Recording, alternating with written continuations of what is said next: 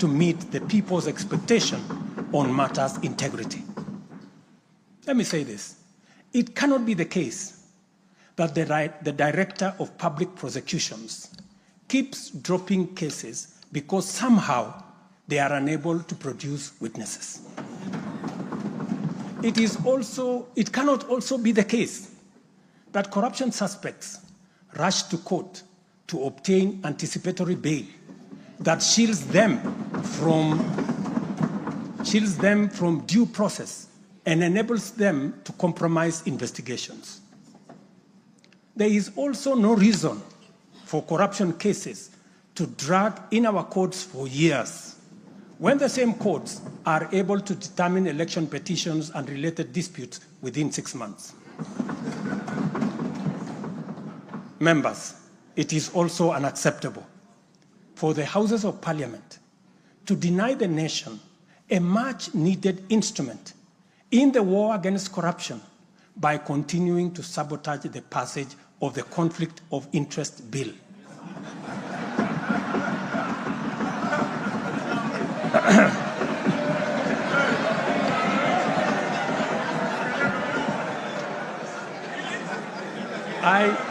I implore you, honorable members, to stop dragging your feet on this bill, unless, my friends, there is a conflict of interest in the passing of the conflict of interest legislation.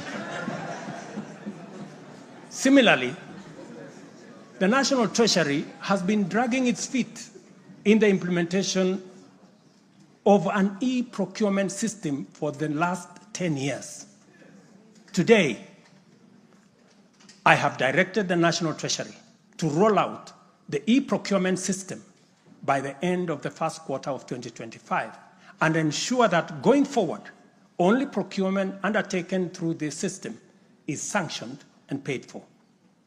Of the many difficult assignments I have undertaken, this fight against corruption is one I now take on with resolve going forward. Let this serve as notice to all.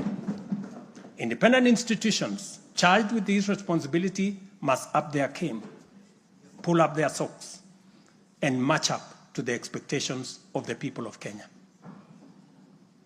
Honorable members, I have stated in the past and now reiterate today that in the face of undisputed evidence or credible information on corruption, I will not hesitate to take decisive action.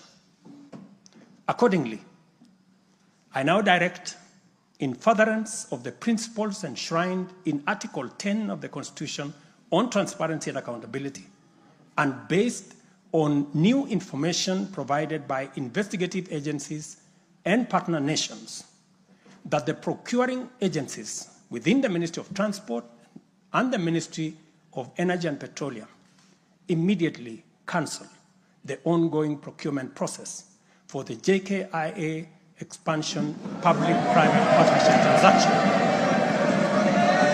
as well as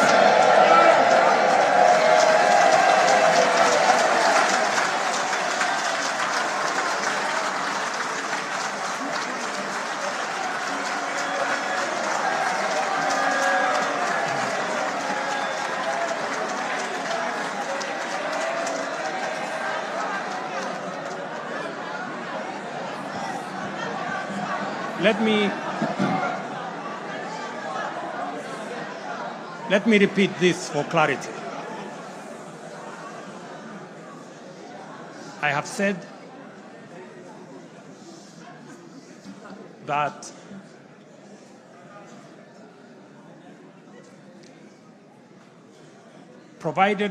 because of the information that has been provided to us by partner nations, I have directed agencies within the Ministry of Transport and the Ministry of Energy and Petroleum to immediately cancel the ongoing procurement process for JKI expansion public-private partnership transaction, as well as the recently concluded Ketrago transmission in public partnership procurement contract.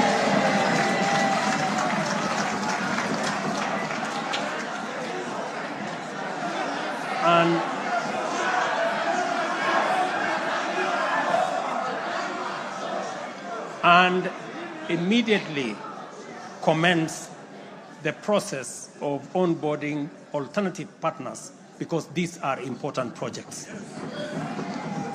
Honorable members, the work of taking our nation forward is our collective responsibility as citizens. For this reason, we value the contribution of all, whether they come in the form of support or encouragement, suggestion or proposal, criticism or protest. I believe that the most powerful component of leadership is listening and learning.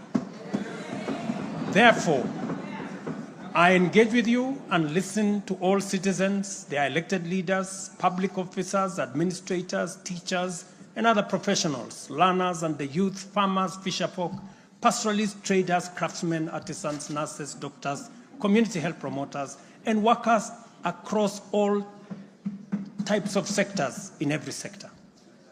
I listen too to religious leaders, the civil society, industrialists, entrepreneurs, and professionals.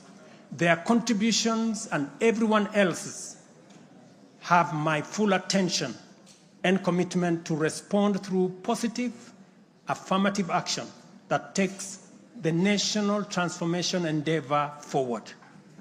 I commit to continue listening and acting, to engage, debate, deliberate with you, and to take your input into consideration in serving our nation.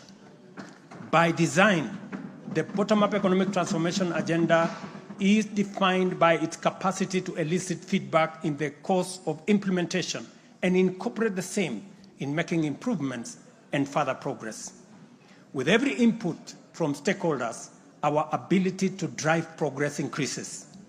By listening to you and to every Kenyan, I am able to serve this nation better. As we take part in this necessary discourse, I want to make one thing very clear. I am fully invested in the success of the strategies, policies, programs, and projects under our plan. For this reason, I am committed to do all it takes and work with every willing Kenyan until we succeed, because failure is not an option. Given the challenges our nation has faced, it has become clear, honorable members, that overcoming these obstacles requires the collective energy, the collective wisdom, ideas, and goodwill of Kenyans of all political, cultural persuasions, religious beliefs, and walks of life. The wisdom of entrenching national unity and inclusivity as a national value in our Constitution is clearly evident. Our diversity is our source of power. And this moment in the history of our nation calls for radical collaboration to transcend our challenges. We do not have the luxury of magnifying our differences. It is time for all of us to pull together and usher the nation into the future of our dreams. With this in mind, I initiated extensive consultations with leaders from across all divides, public and private. Through these engagements, we resolved to reimagine unity and inclusivity and harness the full potential of our nation through bipartisanship, which culminated in the formation of the broad-based cabinet. The imperative to accommodate the contribution of leaders across the aisle inspired us to constitute the broad-based government, a partnership based on shared purpose and premise on a commitment to bring our national values into action to turbocharge the implementation of the transformation of our nation. Being a farmer myself, transformation is like farming. A lot of resources are invested in plowing the land and planting the seeds, after which there is nothing to see for all the work except stretches of bare earth. Impatience might lead to anxiety and lamentation of the waste of effort in seed buried in the earth. However, after a brief wait, seedlings sprout, requiring close attention, weeding, and patient tending into the crop that will be ready for harvest. So is economic transformation. It requires hard work, investment of resources, patience, and faith. We have planted the seed, and all over the field, it is beginning to sprout. While admittedly, there remains much to fulfill, our collective hope to deliver the national economic transformation that this nation so dearly deserves is on course. I am proud to declare that we have also made undeniable progress in building on the strong foundation laid in previous years and getting the National Development Project off the ground.